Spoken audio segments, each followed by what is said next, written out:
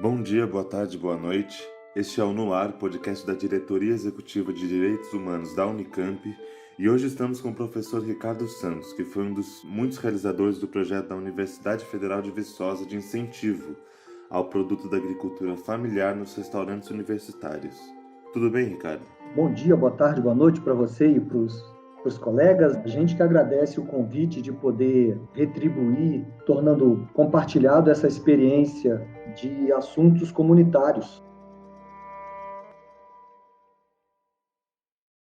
Professor, poderia começar nos contando um pouco quais foram as motivações e os objetivos do projeto? O que motivou vocês a começar ele? As principais motivações eram de apoiar a agricultura familiar, apoiar a economia local e regional de onde a universidade está inserida, de modo então que os agricultores aqui da nossa região, da qual 80% se enquadram no perfil de agricultores familiares, né, pudessem ter acesso a esse grande mercado institucional que é o fornecimento de alimentos para a universidade, né, alguns milhares de refeições servidos diariamente durante 8, 9 meses por ano. Então, essas foram as principais motivações e o sentimento de que a universidade poderia, né, retribuir, né, e oferecer uma possibilidade de comercialização para esses agricultores aqui da região. Além disso, a ideia era também trazer produtos sabidamente de melhor qualidade, mais frescos para dentro da universidade e com valor agregado que é difícil de quantificar, que é os estudantes estarem sabendo que estão consumindo um alimento que tem toda uma gama de apelo que vai além do apelo econômico. Na época, então, foi composta uma equipe multidisciplinar dentro da universidade. Tinha uma assessora de saúde na área de nutrição, tinha uma assessora na área de administração, da divisão de alimentação, as nutricionistas estavam envolvidas, do departamento de agronomia eu fui professor envolvido, tínhamos também uma professora da economia rural, tínhamos a Emater envolvida também. Foi uma experiência, foi uma quantidade pequena, mesmo porque precisávamos aprender, né, como isso ia funcionar, né, edital, né, tem que ser uma chamada pública, como é que isso tem que ser feito, como é que tem que ser descrito, mas nós conseguimos adquirir pó de café, feijão, 2 tipos de feijão, tangerina, moranga, banana e concretamente ofertar isso no refeitório da universidade. Muito bacana você falar isso, sim, sobre de trazer essa agricultura familiar para esse ambiente da universidade, né? Isso a gente sabe que tem um impacto grande na economia, socialmente falando. E eu queria ouvir de você, assim, pensando assim no meio ambiente, quais seriam os impactos positivos disso, sabe? Da gente incentivar mesmo essa agricultura familiar. Mateus, os impactos dessa medida, eles são sentidos de forma, vamos dizer, indireta. E por que eu uso esse termo indireto? Nas chamadas públicas, estava previsto lá uma certa prioridade, dentre outras prioridades, não vou entrar nos detalhes aqui, para a gente adquirir produtos orgânicos. São produtos que têm uma legislação bem objetiva, concreta, ao que pode ser utilizado e o que não pode ser utilizado. Então, havia um grau de prioridade para esses produtos orgânicos, assim como havia para populações tradicionais, como quilombolas, aqui presentes na região também. Então, mais concretamente, esses impactos, né, são verificáveis na medida que a gente diminui a perda de alimentos, porque os alimentos vêm da região muito próxima à universidade. Então, eles chegam com qualidade maior, chegam mais frescos, isso diminui as perdas. Indiretamente também, os agricultores familiares, eles sempre dependeram muito dos seus recursos naturais. Então, tradicionalmente, né, isso não é 100% generalizável, né, mas tradicionalmente são agricultores que têm uma necessidade de cuidar melhor dos recursos naturais, porque eles dependem muito desses recursos para a sobrevivência, né, dessas famílias agricultoras, não só da sobrevivência em termos de alimentação, mas também dos produtos, né, que eles geram para a comercialização.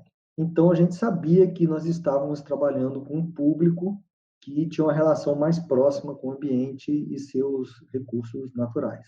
Então, assim, incentivando essa agricultura próxima, né, mais local, a gente está incentivando uma nova maneira, uma nova forma de agricultura, né, uma agricultura mais sustentável para o nosso meio.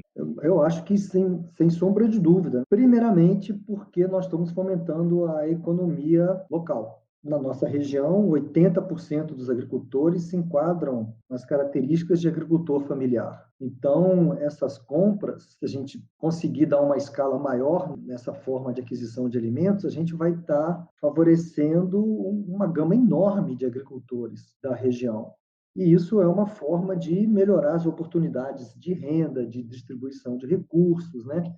E esses agricultores, na medida que eles têm também que atender às necessidades, né, de entregar um alimento seguro, limpo, dentro de todos os critérios de segurança, porque isso vai ser oferecido, né, e foi oferecido pela universidade para os estudantes, foram alimentos que se enquadraram totalmente dentro das características do alimento seguro.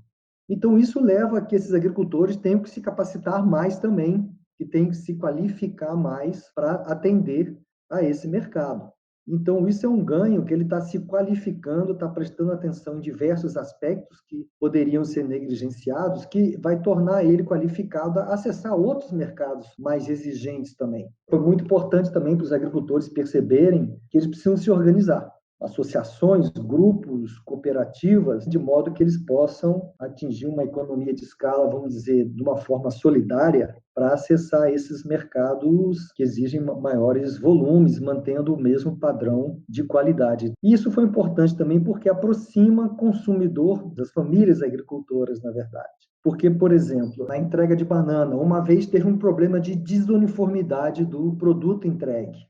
E o refeitório ele trabalha com volume um pouco maior, né? Aquele dia ele vai oferecer, por exemplo, as bananas que vieram da agricultura familiar. Então tem que estar tudo com um padrão mais similar de qualidade.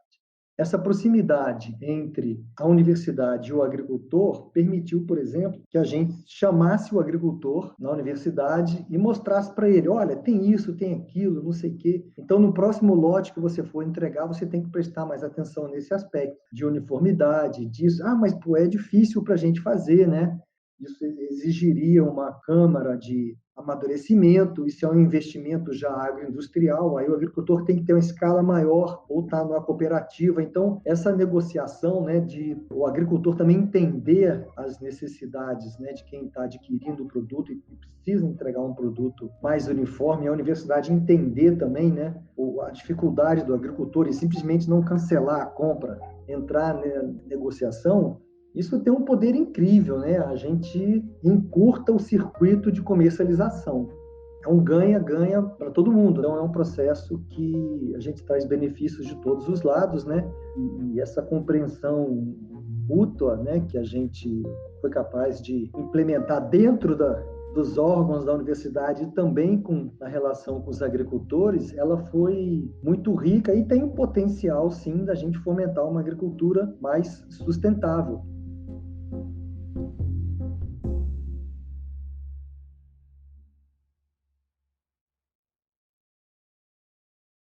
Legal, Ricardo. Interessante você falar isso de como essa coisa que todo mundo ganha. Eu imagino que é muito um processo de partir do simples, né? Que seria mais fácil, assim, por assim dizer, a gente partir de uma só empresa, um negócio terceirizado, né? Ao invés de juntar tudo isso. Algo novo que vocês fizeram, né? Então, devem ter tido muitas dificuldades ao longo do caminho, né? Para colocar o projeto em prática. Qual você sentiu que foram as principais, assim, até dos produtores se organizarem entre eles, já que eles não estavam simplesmente só lidando eles com a universidade, mas entre eles? O que você sentiu que foi o mais difícil para realizar esse projeto? Então, Matheus, olha, como eu comentei, desde o início, nós tivemos muita aceitação dentro da universidade. Então, desde os colegas que trabalhavam no refeitório, foi uma iniciativa da administração da UFV, né, como eu disse, da nossa pró-reitoria de assuntos comunitários, a aceitação também, a colaboração do nosso pessoal que realiza as compras da instituição, né, que é a nossa diretoria de material, né, então, isso que a gente imaginava que no início seria complicado de funcionar, na verdade, fluiu muito bem com as normativas que eram necessárias seguir para realizar a compra institucional, com aquilo que a nossa experiência com os agricultores familiares colocava de dificuldade. Então, em atender a isso tiveram várias reuniões para a gente chegar a um denominador comum. Mas foi uma dificuldade, vamos dizer, entre aspas, né? Foi mais uma questão da gente entender as diversas facetas dessa iniciativa e chegar a termos que justificassem a execução e possibilitassem, melhor dizendo, a execução da proposta. Isso, no nosso caso, fluiu bem, né? A dificuldade foram fazer várias reuniões, vamos assim dizer, até ajustar todas essas peças do quebra-cabeça. Uma outra dificuldade foi encontrar agricultores na região próxima que tivessem condições de atender às demandas. Nós incluímos 5 ou 6 produtos, né? Acho que eu comentei há pouco, nós poderíamos ter incluído mais produtos, mas a gente não tinha oferta na região. Longe ainda dos 30% que a gente esperava chegar em algum momento, né? Dos alimentos, muito aquém disso a gente não tinha oferta. E fica, você não tem oferta porque o cara não tem garantia de compra. Então, se ele tem garantia de compra, ele pode aumentar a oferta. Pode. Então, nós estamos iniciando aqui um processo de abrir esse mercado para eles. Só que a produção agropecuária, você não aumenta a oferta colocando uma máquina a mais para trabalhar, girando o cursor para a velocidade máxima. É um processo, né? Você tem que aumentar a área plantada, isso vai exigir, né, talvez mais maquinário, um investimento maior de recursos. Então, são vários aspectos mais complexos, então você não consegue aumentar essa oferta no curto espaço de tempo, né? Então, a gente sempre teve o entendimento de que aquilo era uma experiência inicial e que era um processo e que tenderia a ficar mais azeitado, fluindo melhor e aumentar as quantidades, né, de produtos entregues ao longo do tempo, né? Então, essa foi uma dificuldade, mapear o que poderia ser oferecido. Pelo que você falou, assim, pensando, tem essas dificuldades, né? Mas no fim é um negócio que tem muitos benefícios também, né? Quando a gente consegue chegar a um acordo, quando a gente consegue realizar isso, trazendo para fora do contexto da universidade, de que forma a gente, no nosso dia a dia, pode tentar incentivar, sabe, essa agricultura familiar, essa agricultura local. Como que a gente pode tentar conseguir esses benefícios?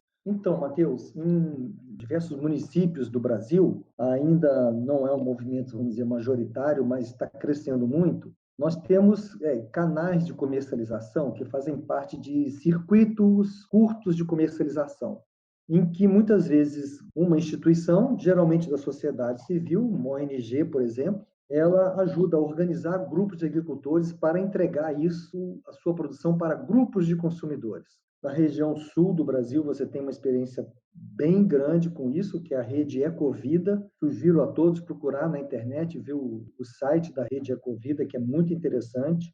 No nosso município aqui, onde está a Universidade Federal de Viçosa, Raízes da Mata, que está fazendo esse vínculo entre produtores que ofertam, né, e consumidores, já que se cadastram para receber aqueles produtos. Então, semanalmente, tem a lista do que está sendo ofertado e você faz seu pedido pela internet.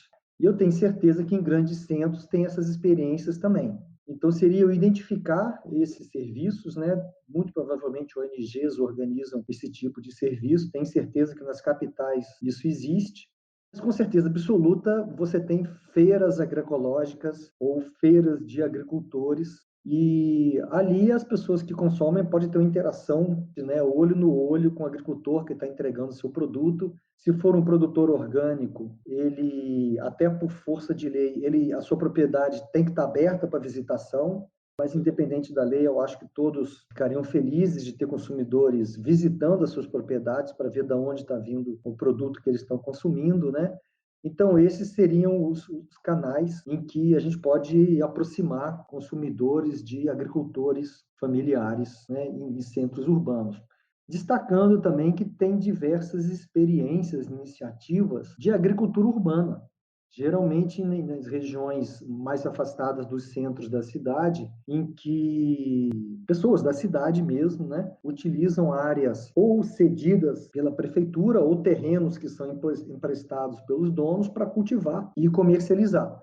Não são agricultores naquele sentido mais tradicional que a gente está acostumado, mas são agricultores também porque estão produzindo, né? Geralmente esse grupo se concentra mais em hortaliças, né? São de produção mais rápida e produção tecnicamente mais fácil também do que as demais.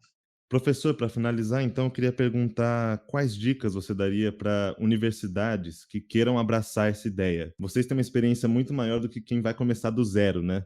Queria saber, assim, quais seriam seus conselhos. Relembrando, né? A gente tinha a pró-reitoria envolvido, tinha o pessoal que fazia as compras institucionais envolvidos, tinha alguém da parte agronômica envolvido, tinha o serviço de extensão rural envolvido, tinha contatos com organizações de agricultores envolvidos também, tinha agricultores e tinha o pessoal que estava lá na ponta do processo, que era o pessoal do refeitório, que fazia os cardápios, fazia a adequação dos cardápios, cobrava os alimentos dentro dos padrões e fornecia para os estudantes. A minha primeira dica é: coloque todo mundo para sentar na mesma mesa desde o primeiro momento. A minha segunda dica é: coloque todo mundo para sentar na mesma mesa desde o primeiro segundo.